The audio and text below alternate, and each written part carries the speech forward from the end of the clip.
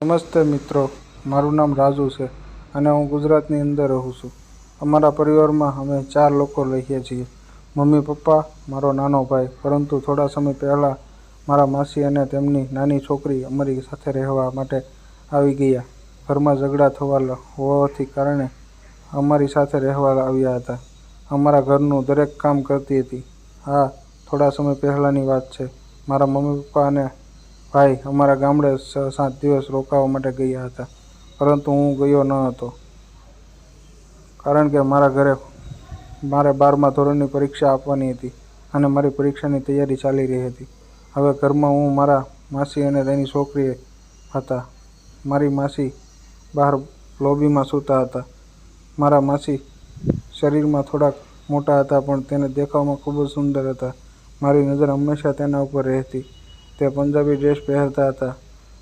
ઘણી વખત હું તેના વિચાર કરીને શાંત થઈ જાઉં છું અને મનમાં ને મનમાં ક્યારે મોકો મળશે અને ક્યારે મારી કિસ્મત ખુલશે તેની વાટ જોઉં છું. માસીએ રાત્રે જમવાનું બનાવ્યું અને અમે બધા સાથે બેસીને ખાધું. ત્યારે માસી કહેવા લાગ્યા કે રાજુ, તારા રૂમમાં DVD પ્લેયર છે તો કોઈ જૂનું પિક્ચર લગાડ. ઘણા સમયથી મેં જોયું નથી, આજે મારે જોવું છે.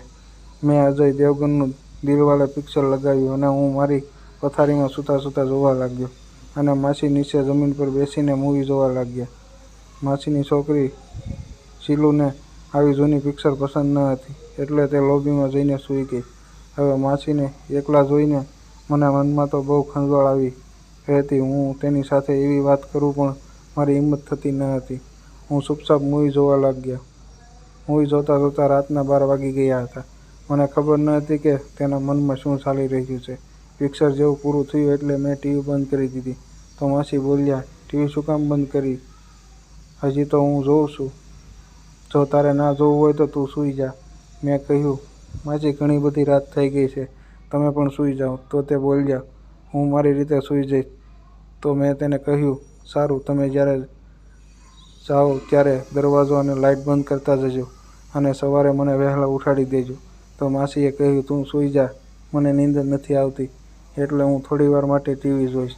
થોડીવાર પછી ટીવીની અવાજ આવતો બંધ થઈ ગયો. મેં આંખ ખોલીને જોયું તો માસી ટીવી જોઈ રહી હતી અને માસી એક સુંદર મજાનું વિદેશી ફિલ્મ જોઈ રહી હતી.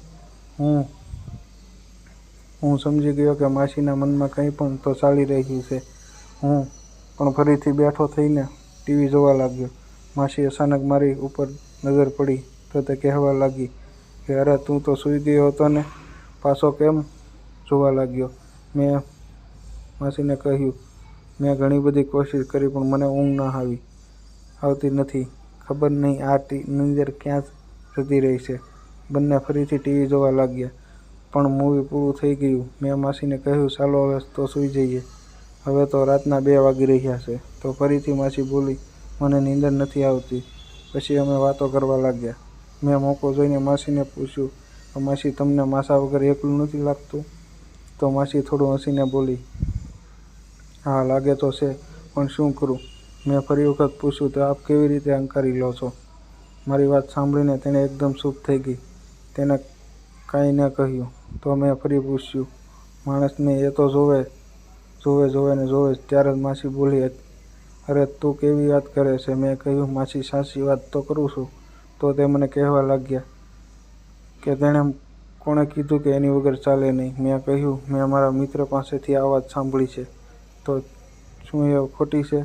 તો તે મને કહેવા લાગી કે ના, વાત સાચી છે. મેં તેને ફરી પૂછ્યું, તો તમે તમારું કામ કઈ રીતે બગાડો છો? તો તે કાંઈ ના બોલી અને મેં પણ આગળ ન પૂછ્યું. થોડીવાર પછી હું કહેવા લાગ્યો કે માસી, મારી પાસે પહેલી પણ CD પડી છે, જો તમને રસ હોય તો મૂવી લગાડું. માસી મારી સામે જોઈને હસ્યા અને હામાં માથું હલાવ્યું અને બોલ્યા, આમ પણ નીંદર નથી આવતી, તો ચાલને મૂવી જોઈએ. મેં મારા ઓશિકા નીચેથી CD કાઢી અને મૂવી ચાલુ કરી. માસી અને હું એક નજરે મૂવી જોવા લાગ્યા. જ્યારે મૂવી પૂરી થઈ ત્યારે અમે બંને ખૂબ જ મજા આવી ગઈ હતી. પછી મેં તેની સાથે વાત કરવાનું શરૂ કર્યું અને અંદરમાં તેને આનંદ કરવા માટે મનાવી લીધા અને કહેવા લાગી કે હું પણ ઘણા દિવસથી તારી ઉપર નજર રાખી રહી હતી, પણ શરમને કારણે હું બોલી શકતી ન હતી. મેં કહ્યું, માસી, તમે એકવાર મને કહ્યું હોત તો હું તમને બધું જ આપી શકતો હતો. અને પછી માસીના સુકાઈ ગયેલા ખેતરમાં કાળા વાદળ ચડી આવ્યા અને અનરાધાર વરસાદ થવા લાગ્યો. વીજળીના કડાકા અને ભડાકા સાથે 3 થી 4 વાર વરસાદના છાંટા આવ્યા અને સવારે 8 વાગ્યા સુધી અમારી આંખ ઉઘડી નહીં. હું ફટાફટ ફ્રેશ થઈને સ્કૂલે જવા માટે નીકળી ગયો. હવે માસીની જવાબદારી મારી પર આવી ગઈ હતી. અમે બંને લાંબા સમય સુધી મિત્ર હતા. મિત્રો, વિડીયો પસંદ આવ્યો હોય તો તે વિડીયોને લાઇક અને ચેનલને સબસ્ક્રાઈબ જરૂર કરજો.